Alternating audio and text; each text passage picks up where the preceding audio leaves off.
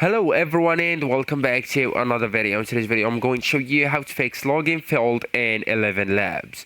So if you're getting the login field in ElevenLabs, it's usually caused by incorrect credentials, browser issues, or account sign-in method mismatch. So to fix the issue, let's at first to make sure that you are using the correct login method. So this is the first case. If you originally signed up with Google, for example, you must tap continue with Google. Apple, you must tap continue with Apple or sign in with Apple. SSO, the same. Email and password, just go ahead and enter the credentials.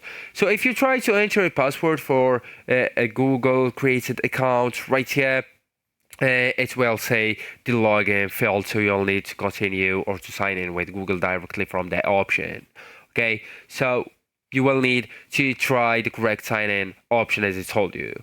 So if you forget the password, you will need to go with forget your password right here, and then just enter your email here, and after that check the inbox on the spam and junk, so you will need to check them too, and then just create a new password, then try logging in again, and make sure the caps lock is off and no extra spaces before and after email.